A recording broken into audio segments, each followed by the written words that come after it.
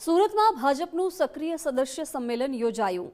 કેન્દ્રીય મંત્રી સી.આર. પાટીલની અધ્યક્ષતામાં સંમેલનનું આયોજન કરવામાં આવ્યું। ભાજપના 46મા સ્થાપના દિવસ નિમિત્તે આ આયોજન કરવામાં આવ્યું। સંમેલનમાં મોટી સંખ્યામાં કાર્યકરો હાજર રહ્યા હતા। સક્રિય સદસ્ય સંમેલનમાં સી.આર. પાટીલે નિવેદન આપ્યું, કહ્યું સત્તા પ્રાપ્તિનો લક્ષ્ય સત્તા પ્રાપ્ત કરી લોકોના કામ કરવું। ભારતીય જનતા પાર્ટી કોઈ ખોટા વચન આપતી નથી। આજે ભાજપના કાર્યકરને ક્યાંય પણ ઊભો રાખો ત્યાં જીતે છે। કોંગ્રેસને ઘમંડ હતું કે લાઇટનો થાંભલો મૂકો ત્યાં જીતે। આજે ગુજરાતમાં ભારતીય જનતા પાર્ટીનું વાતાવરણ છે।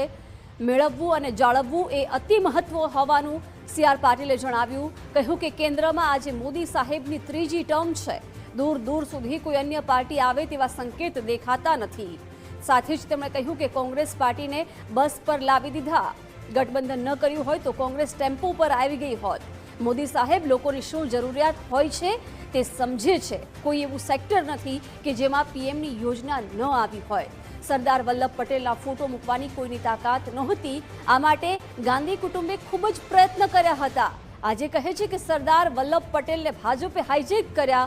પીએમ નરેન્દ્ર મોદીએ દુનિયાની સૌથી ઊંચી પ્રતિમા બનાવી હોવાનું પણ સી.આર. પાટીલે જણાવ્યું।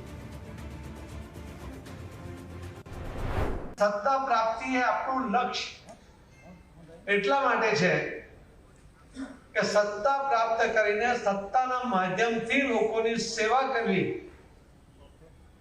એવા દૃઢ નિશ્ચય સાથે ભારતીય જનતા પાર્ટી જ્યારે જીતે છે, સૂત્રો સત્તાના સંભાળે છે અને લોકોના જે પ્રશ્ન હલ કરે છે, એના કારણે આખા દેશમાં એક જે પોઝિટિવ વાતાવરણ છે કે Bharatiya Janata party political party હોવા છતાં કોઈ ખોટા વચનો આપતી નથી અને લોકહિતના કામો હોય ત્યાં જરાય ખચકાયા વગર નિર્ણય કરે છે।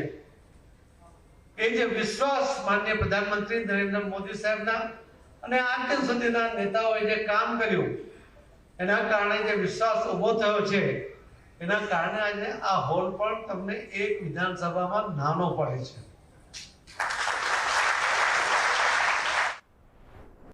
જવાબદારી તમારી મારી બધાની વધી જાય છે કે મેળવવું અને જાળવવું આ બંને અત્યંત મહત્વના હોય છે। મળી ગયા પછી મધમાં આવવું એ તો માનવનો સ્વભાવ છે,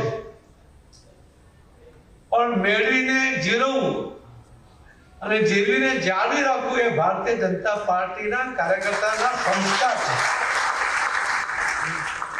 અને એના કારણે આપણે છેલ્લા કેટલાય વર્ષોથી ગુજરાતમાં 27-28 વર્ષ થઈ ગયા, આટલા વર્ષોથી સત્તામાં હોવા છતાં પણ ભારતીય જનતા પાર્ટીનો કાર્યકર્તા મતમાં નથી।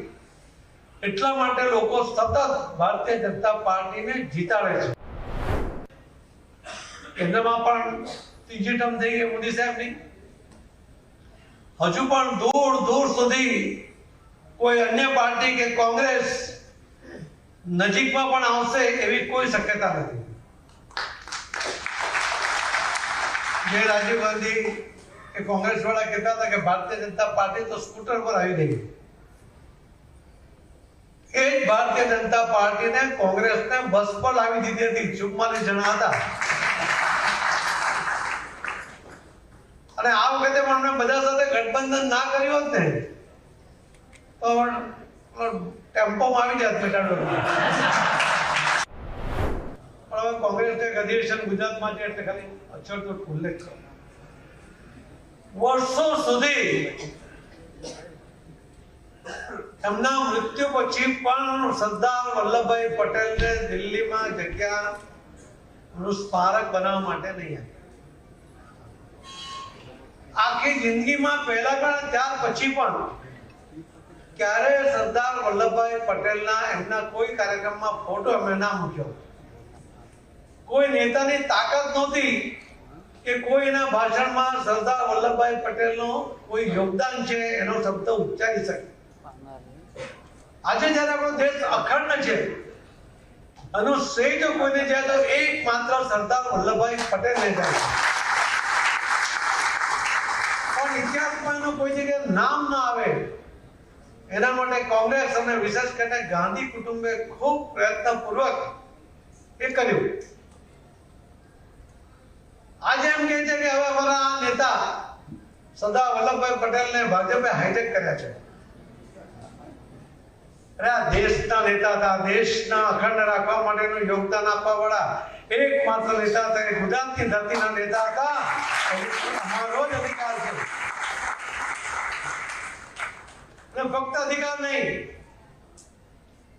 એમણે કરેલા કાર્ય એ ઇતિહાસમાં અમર થવા જોઈએ. એટલા માટે એમને વિશ્વની સૌથી મોટી પ્રતિમા ભારતીય જનતા પાર્ટીના તે વખતના મુખ્યમંત્રી, આજના પ્રધાનમંત્રી નરેન્દ્ર મોદી સાહેબે બનાવી.